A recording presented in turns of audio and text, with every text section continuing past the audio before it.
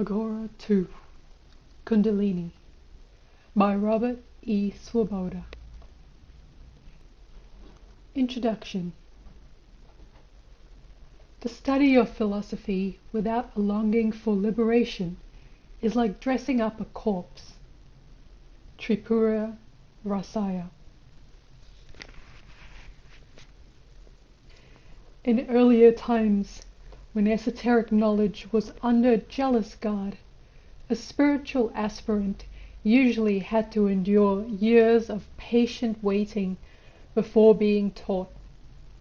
Now that information has become an article of commerce, all manner of secrets would seem to have become available to anyone who has the price of a book or tape. However, simply because secret doctrines can now be purchased and thus easily possessed does not mean that they can be easily comprehended. Though words can be bought and sold, that living wisdom which cannot be confined within words must still be earned. Among the long-hidden arcana now being packaged for sale is the lore of Kundalini, the root from which all spiritual experiences spout, and most of the writers who have tried to present this to the world, this living knowledge, which is the source of all knowledge, produce only dead words. As Heinrich Zimmer observed, the best things can't be told. The second best are misunderstood. Carl Jung, who many decades ago delivered a series of lectures on Kundalini, explains why. Therefore, the yoga way or the yoga philosophy has always been secret, but not because people have kept it secret. For as soon as you keep a secret, it is already an open secret. You know about it, and other people know about it, and then it is no longer a secret. The real secrets are secrets because no one understands them. One cannot even talk about them. And of such a kind are the experiences of Kundalini Yoga. That tendency to keep things secret is merely a natural consequence when the experience is of such a peculiar kind that you had better not talk about it, for you would expose yourself to the greatest misunderstanding and misinterpretation. From Jung, page 20. The experiences of Kundalini Yoga are peculiar because Kundalini is the source of all your experiences. Kundalini is that indwelling energy by which, self-identifying with your opinions and character traits, accretes and preserves your identity. In Jung's words, according to tantric teaching, there is an urge to produce a personality, something that is centered and divided from other beings. It is what one would describe in Western philosophical terms as an urge or instinct towards individuation. The instinct of individuation is found everywhere in life, for there is no life on earth that is not individual. Individuation takes place only when you are conscious of it, but individuality is always there from the beginning of your existence. From Jung, page 2.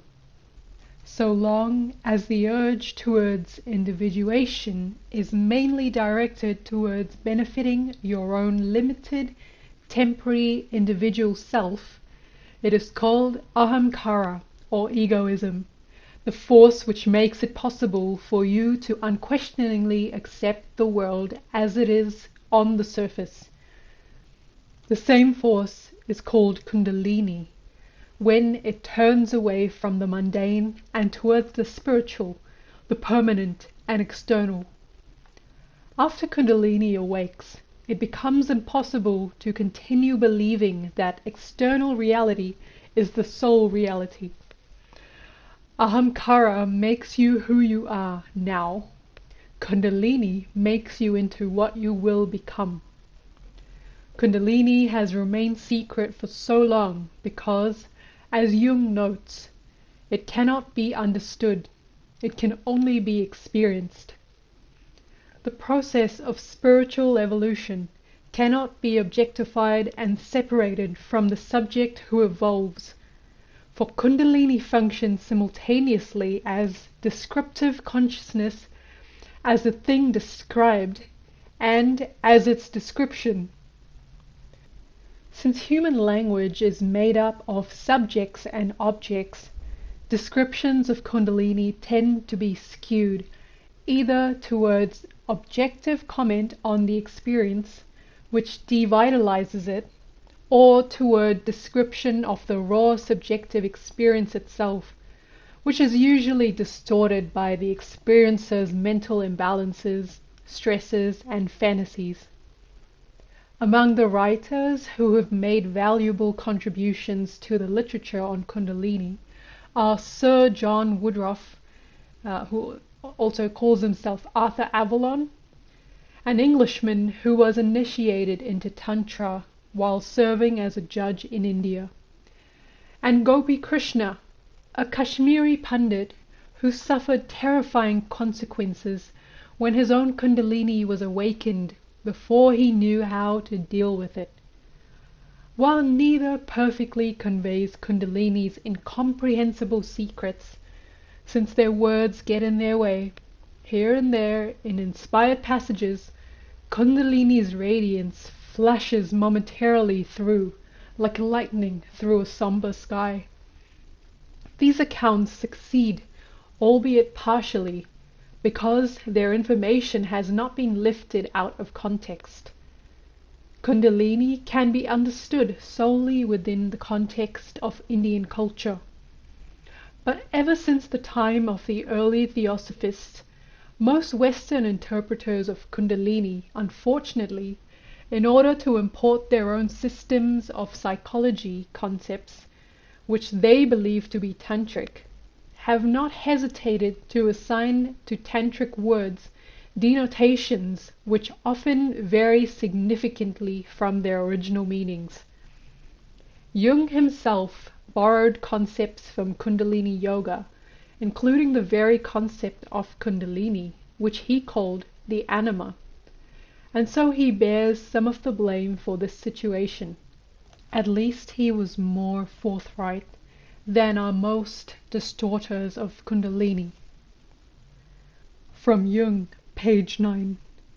One needs a great deal of psychology in order to make these matters palatable to the Western mind, and unless we try hard and dare to commit many errors in assimilating it to our Western mentality, we simply get poisoned. For these symbols have a terribly clinging tendency. They catch the unconscious somehow and cling to us, but they are a foreign body in our system, corpus alienum, and they inhibit the natural growth and development of our own psychology.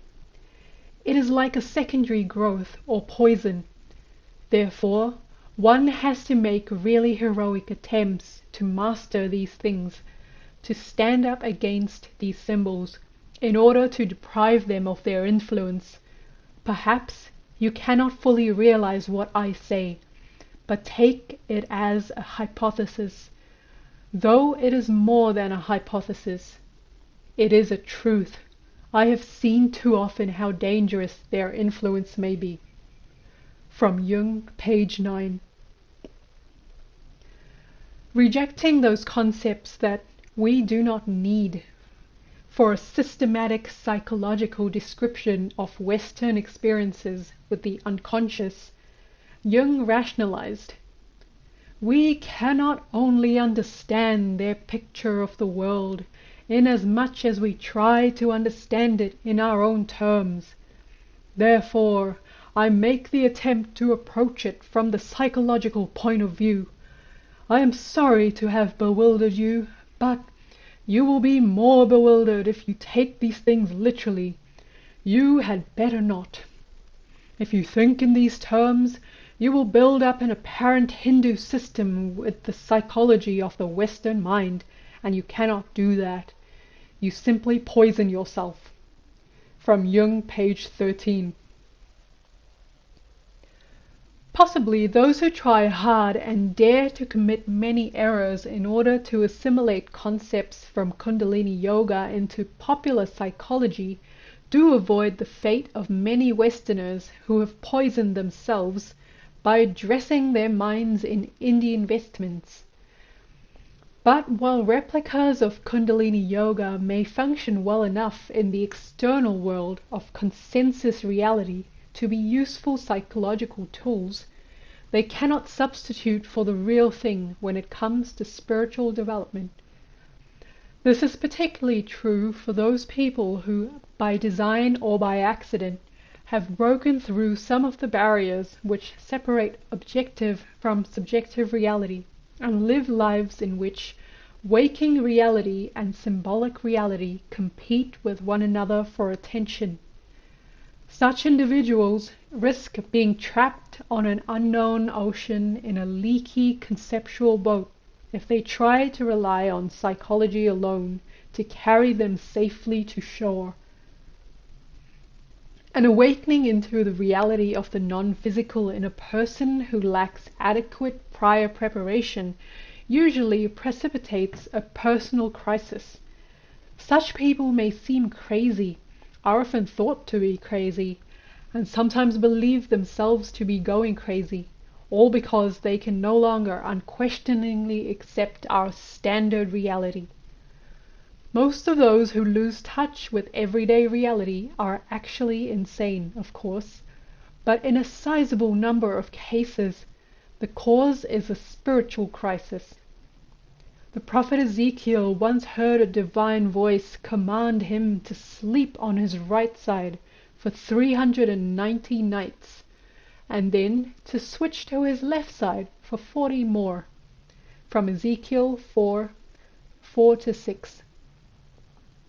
Unless you know, as yogis do, that the position in which you sleep exerts a profound effect on your physiology, and so your consciousness, you will agree with Time magazine that Ezekiel and Saint Therese of Avila, who like Ezekiel heard voices, were schizophrenic, when in fact they were most likely inspired by a reality of which the unawakened know nothing. A spiritual awakening alters forever the way in which an individual experiences the world. For after the initial crisis abates, one discovers that there is no way to return to one's previously comfortable mindset. Once aroused and unboxed, Kundalini is not de-arousable. The genie will not fit back into the bottle. After the awakening, the devotee lives always at the mercy of Kundalini, says Pandit Gopi Krishna, who experienced several crises during which the speed, influence, and authority of the power he had unleashed terrified him. That power which caused his terror, which he had to face without the help of any guide, can terrify or incapacitate anyone who awakens Kundalini without proper guidance. So long as Kundalini remains within the realm of psychology, our relative objectivity can shield us from the influence of symbolic existence. Once we enter into subjective reality, however, that realm in which symbols cling, we are at their mercy unless we have been taught how to deal with them. Those who ride Kundalini without knowing their destination risk losing their way. The result may be ego inflation, which occurs when one's limited personality survives the crises intact, and the individual then claims the luster of the archetypal world for his or her own person, or ego deflation. If the awakening thoroughly disrupts one's self-integration and garbles one's self-image. The savants of India have for thousands of years worked to perfect user-friendly methods of spiritual advancement that, when properly implemented, prepare individuals for and guide them through the process of individuation without terrorizing them. Each of these methods arouses the evolutionary power inherent in each individual, but this power appears as Kundalini in one system alone, the Tantric tradition. Anyone who wants to understand Kundalini as Kundalini must first come to grips with Tantra. Though it has for centuries been maligned by the orthodox and puritanical among Indians, Tantra is not a religion of sensory indulgence which teaches the instant gratification of one's cravings.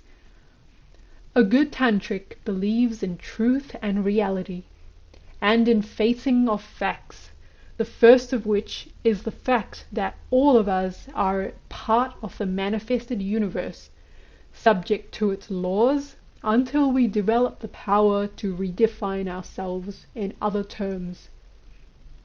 A tantric aims to become svatantra, meaning self-functioning, to be free of all limitations, including especially the limitations of his or her own personality.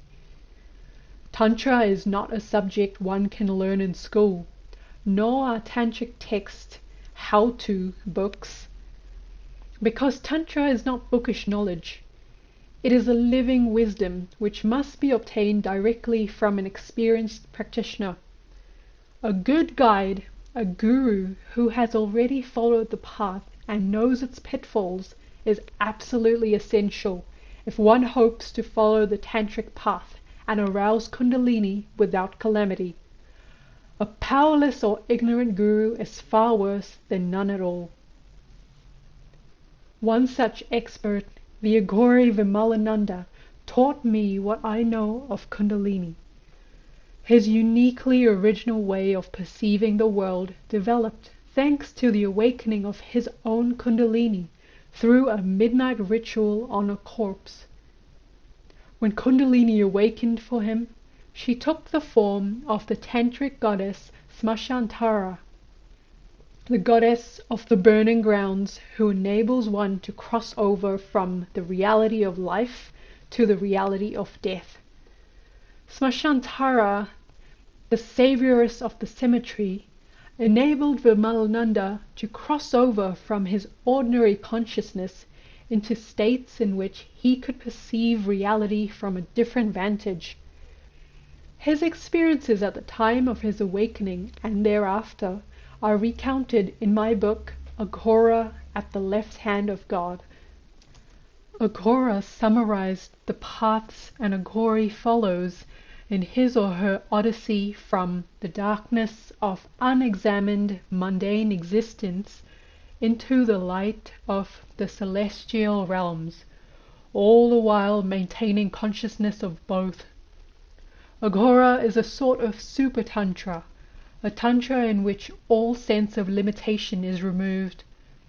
Aghora is the path of the shadow being all those aspects of our lives that permit us to exist as individuals at the expense of other beings. We can know the light of altruism only because we have known the darkness of selfishness. Only after passing through the valley of the shadow of death do we learn how to live.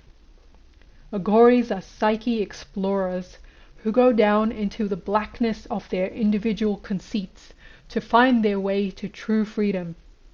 Their spiritual path is no anemic sweetness and light experience. An Aghori must be hard as diamond and as soft as wax, as the situation demands. Only after the grapes of your ego attachments have been thoroughly trodden into juice can you vent the sweet wine of spiritual wisdom. Aghoris play the game of life with the utmost sobriety, fully aware of the wagers staked. No means to awakening is too disgusting or frightening for them, for they worship death, the great transformer. Aghora literally means non-terrifying. An Aghori takes the most terrifying experiences possible and transmutes them into devotion to reality. Tradition sends Aghoris to seek God in the cremation grounds where death is ever present. But a good Aghori sees the entire world as one vast ongoing cremation. Aghoris personify and deify death, selecting one face of this universal reality as their beloved and worshipping this deity with intense and all-consuming love. Every day for Vimalananda was a day of play with the cosmos, his lover, and he never tired of playing the games that lovers play, for those games brought him ever closer to his sweetheart. Because when the goddess Kundalini awoke in him, she had a form and a personality that he could interact with. Kundalini spared Vimalananda the sort of anguish that she awarded Pandit Gopi Krishna. Had Panditji perhaps concentrated on a god or goddesses instead of a lotus, he too might have found a haven in which to rest when the tempest tossed him. To Vimalananda, Kundalini was not a wild, unapproachable force that battered him about according to her whim. She was instead his beloved mother, in whose lap he sat, allowing her to protect him from all dangers with her irresistible clout. Vimalananda always preferred the path of worship of God with form to that of worship of the impersonable Absolute. To him, the highest expression of divinity is the motherhood of God, the God who protects and loves her children no matter what errors they may make.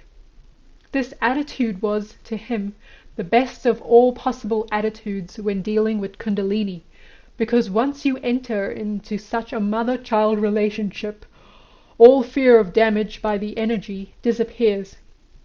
Also, as he liked to say, Bhakti is Shakti.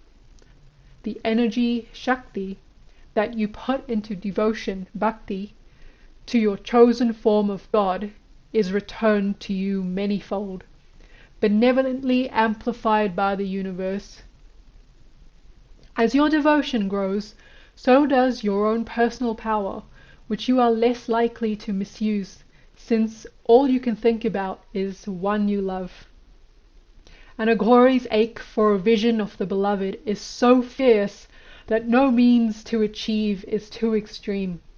This divine fury, a sort of cosmic thrill-seeking, is Aghora's hallmark. Aghoris always overdo a thing, as Vimalananda liked to say. An Aghora documents how he frequently overdid things in his life. Overcome by his craving for his beloved, he worshipped with every element and substance, and hobnobbed with every sort of ethereal being, all his rituals becoming, by tantric transmutation, offerings to the divine. Aghora's field of activity is not limited to enthralling or repugnant practices. The path of Aghora is the path of spontaneity. Every action must be performed at the moment most appropriate for its performance, and it must be appropriate to the context in which it is performed. Worship is worship to an Aghori, be it in a temple or in a cemetery, with the surrender of all self-interest, except that single-minded quest to achieve the beloved. An Aghori can accept with love and thankfulness everything that God offers, bliss and misery alike, and transmute every experience, even a trip to the toilet, into an act of worship of the Absolute. Everything an Aghori touches, desired and despised, clean and unclean, he drags from the periphery of his experience into the purity of his center to develop the critical mass needed to ignite and sustain a spiritual chain reaction. Vimalananda was a man of action, both right-handed and left-handed, and cared little for scholarly views on what might or might not be classifiable as Aghora. He embraced accepted doctrine when it suited his purposes, while always retaining the right to innovate at any moment when necessity demanded. Philosophical systems have come and gone in India over the ages, but the spiritual springs from which they have sprung have continued to overflow. Indian spiritual tradition, tantra particularly, has always ebbed and flowed between the twin shores of theory and practice. Theory perpetually regulates practice, and practice inexorably modifies the theory. As fast as theologians erect and legitimize mountains of dogma, iconoclasts weather them down with their own individual interpretations. The heresies of yesterday are the orthodoxies of today. Contemporary India is filled with individuals and sects working to legitimize their own unique aggregate of philosophy, cosmology, and technique by assimilating their systems to the mainstream of Vedic tradition or Kashmir Shaivism or whatever, while other individuals and sects, often paradoxically the same ones, move away from such standardized definition of religion, calling them convenient fictions that limit and mislead. Maintaining that modern circumstances of time, place, people are too different to permit precise recovery or revival of the ancient ways, they assert that what must be revived within a system is the flame which gives it life, not its external form. For his part, Vimalananda cheerfully combined many seemingly contradictory theories and practices into his Aghora, quoting in his support the ancient text which taught that only bewildered people dispute the truth. For what proposition is there that the learned cannot defend? Though highly educated, Vimalananda's knowledge of Sanskrit texts was modest, and he neither knew nor cared to know much of the tantric literature in Gujarati, Hindi, or English translation, languages in which he was fluent. His textbook was life itself, and he could read from it meanings which are accessible only to those who know the secret language of spirituality. While he calls himself an Aghori, Vimalananda's disdain for organized religion distanced him from all recognized Aghori lineages, nor did he refer to his own mentors as Aghoris, and it is doubtful that they would describe themselves thus. He preferred to follow his own path. I have never believed in religion. Religions are all limited because they concentrate only on one aspect of truth. That is why they are always fighting amongst one another, because they all think they are in sole possession of the truth. But I say that there is no end to knowledge, so there is no use in trying to confine it to one scripture or one holy book or one experience. This is why I say, when people ask what religion I follow, I don't believe in Sampradaya, which is a sect. I believe in Sampradaha, which means incineration. Burn down everything which is getting in the way of your perception of truth. From Aghora, page 167. In this, at least, he agreed with Jung, who once observed that the function of religion is to protect us from an experience of God. The Aghori Vimalananda was too much of an iconoclast and too determined to perceive reality to be imprisoned within dogma. His Aghora is a religion of consciousness, its precepts engraved not on tablets of stone, but on the heart of the individual practitioner, who must use them to create an individual system, thereby carving out his or her own spiritual niche.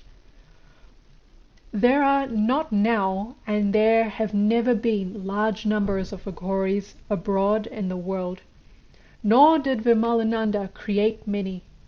He was quick to tell most people, "Do as I say, not as I do," and never permitted anyone to slavishly imitate him, because only those fit to dine on human brain will derive spiritual advantage from such a diet. He never devised any system of spiritual practices for the world to admire and follow. After carefully evaluating each individual who came to him, he would teach certain lessons directly or obliquely, or he would teach nothing at all, depending on his perception of his karmic connection with that person and his or her fitness and aptitude for spiritual disciplines. He never hesitated to challenge anyone's assumptions on spirituality and yogic discipline, and was not afraid to step on toes if he thought that he might arouse someone from their slumber by doing so. Vimalananda wanted his views to be spread to anyone willing to listen, because he felt acutely the anguish of the emptiness of the modern world, whose god is Mammon, and whose predominant religion is an arrogantly emotionless science which seems bent on suppressing what humanity remains within us. As society disintegrates and meaning dissolves from life, people tend either to descend into despair or to return to their roots. We in the West have for years been cutting ourselves off from our roots, and now, nearly rootless, we are slowly dying from lack of cultural nourishment. Some Westerners seek to live without roots, hydroponically through futurism, while others try to reinvent the past via the men's movement, goddess worship, Afrocentrism, and the like. Yet others search for roots in still living cultures as the Indian, Native American, Tibetan, or Chinese, as if perhaps by donning their visages they can somehow assimilate their ways. We have, however, become so superficial that few of us know how to dive deep enough into the cultures we seek to emulate to tap into their roots, and so we usually, as Jung feared, poison ourselves. Vimalananda had no more faith that mass spiritual movements can save us than he trusted in social programs, political activism, or enforced morality to rescue us, since all such solutions are superficial. They change our clothing, not our inner beings. He believed that real change can come only through those individuals who are brave enough to examine all their reality, assumptions, and change those which must be changed. The numerous misconceptions about spirituality which permeate our modern world make his teachings on Kundalini valuable for everyone trying to follow a spiritual path. Before his death, Vimalananda charged me with the responsibility of presenting his musings to those willing to listen, as much for the purpose of organizing my own knowledge, refining my understanding, and manifesting my own creativity, as for the purpose of instructing others.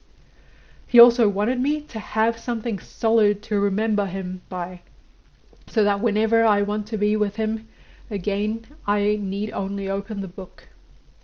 Like other great teachers, Vimalananda had a knack for being right, as well as an outstanding ability to impart his knowledge to those around him, usually when they least expected it, via an uncommon perspective, mixing the theory with anecdote or letting anecdote reveal theory. His urbanity and ready humor betrayed a virtuosity in his play with the world which often masked an extraordinary shrewdness. He was never shy to speak out, and at times he seems as arrogant, harsh, critical, opinionated, pretentious, and ready with stereotypes, as much as, at others, his words are filled with sweetness, compassion, love, devotion, farsightedness, and attention to detail. In his opinions, and often peculiar views, he was unequivocal and unshakable, which earned him both fear and respect, and a reputation variously as a genius, crank, and a man of wisdom and God. Whatever else he may have been, Vimalananda was always real, always true to himself and his vision of reality, and he encouraged anyone who couldn't stand his heat to leave his kitchen. Those who are convinced that the real is limited to that which our senses can perceive will ask, did all the events described by Vimalananda actually occur in the outward sense of our conscious reality, or did they occur solely within his individual consciousness? Better they should ask this question of themselves, for few people realize just how much of their reality is manipulated. Today's mass media daily synthesize miraculous phenomena for our amazement, that they may manipulate our emotions. Are these images real or not? With the rise of computer-generated virtual reality, soon we will literally be unable to believe our eyes and our ears. Dare we rely on the objective truth of our sensory perceptions any longer? One of the chief arguments against subjective reality is that since it has no physical substance, it is ephemeral. This is certainly true, at least on the surface, which is where objective reality operates after all. But below the surface, it is objective reality, which is found to be impermanent, while the reality of ideas, memories, and reflections goes on and on.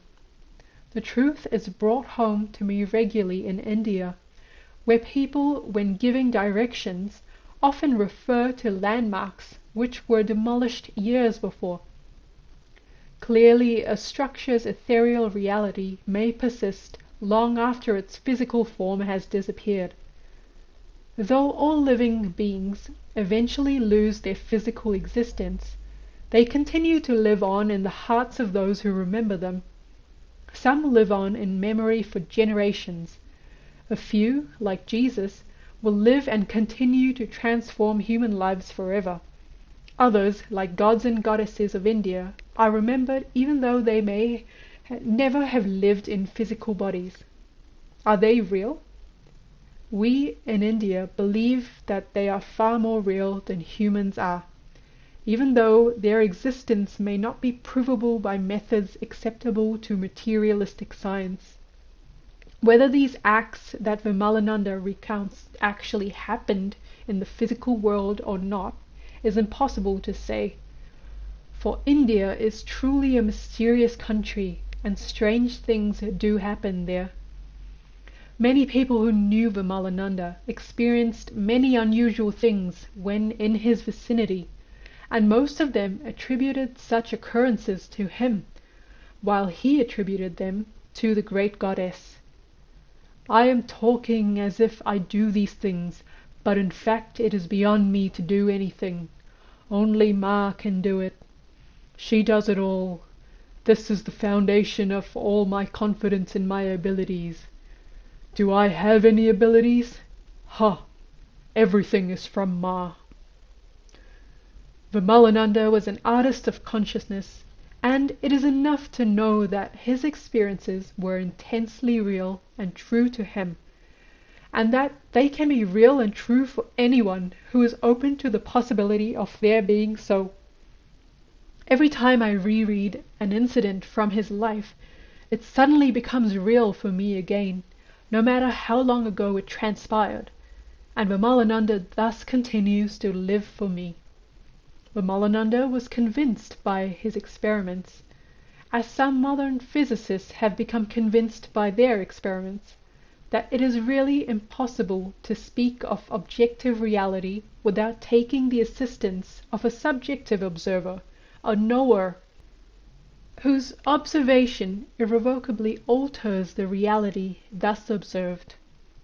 That shift in perception which allows Aghoris to know that knower, known as the process of knowing, are one and the same reality, allows them to perceive miraculous phenomena, whether obvious to others or not. Aghoris control their thoughts and emotions themselves, that they may better enjoy the reality they so crave, the company of the beloved. Since human consciousness requires objects, this book speaks of Kundalini as if she can be considered in isolation from the individual in whom she exists. Kundalini cannot be objectified, but until she is awakened in an individual, she exists for him or her only as a concept, and so she can be relatively objectified. As she awakens, this relative objectification is progressively converted into relative subjectification. When Kundalini has been completely aroused, one moves wholly into subjective consciousness, and descriptions lose their utility. This was one of the reasons that Vimalananda preferred to deal with people individually and never discoursed in public. When he met someone, he would use words to express the objective portion of what he had to communicate, and would express the subjective part by other means. Since each individual's consciousness is made up of a particular ratio of subjective to objective awareness, the targeted individual would often get the message, while other people in the room might miss it entirely. I have tried to select from many objective messages directed at me over the years, those which are sufficiently general to be of use to the readers who knew neither of us, and I have tried to compile them in such a way as to permit some of his subjective messages to come through as well. Vimalananda insisted on anonymity in these books because the less people knew of the external details of his life, the less they will be distracted from looking at what he wants them to see, the internal details. Anonymity protects his message, the subjective story of his life, from any scholarly nitpicking over its objective details. A consummate actor, he compiled his teachings in the book of his life, in actions rather than in words, his every action a well thought out statement in the chapters of his Sega. Though he insisted on anonymity both for himself and for his mentors, the name Vimalananda is not wholly pseudonymous. He used it occasionally in his younger days. It means both son of Vimala, which was his mother's name, and he whose bliss is stainless. Through all the ups and downs of his life, in days of anguish and exaltation, Vimalananda's bliss was ever stainless, because he was a true Aghori, perpetually intoxicated with love for God. As I struggled over Aghora, I realized that no single angle provides a truly accurate view of Vimalananda, and so I decided to use 3 angles. In Aghora, Vimalananda told his own story subjectively, presenting his life and work in his own words, much as they were spoken to me, his scribe. In this book he appears much as I saw and objectified him, and in the 3rd volume will appear the artist that was Vimalananda, constantly at work in the atelier of the world around him. This book deals predominantly with Vimalananda's approach to the details of Tantra, as outlined in the preface to Aghora, and has 3 protagonists: the teacher Vimalananda, the taught, which is me, and the teaching. A majority of its dialogue, or rather trialogue, since the teaching has its own voice. Living wisdom cannot be confined within words. but it can be hinted at through situations, much as a specific feature of an otherwise undistinguished landscape can often be discerned by following the path projected by a pointing finger. "Them that have ears, let them hear," said Jesus. Whoever hears the inner import of Vimalananda's words will be able to see their inward meaning.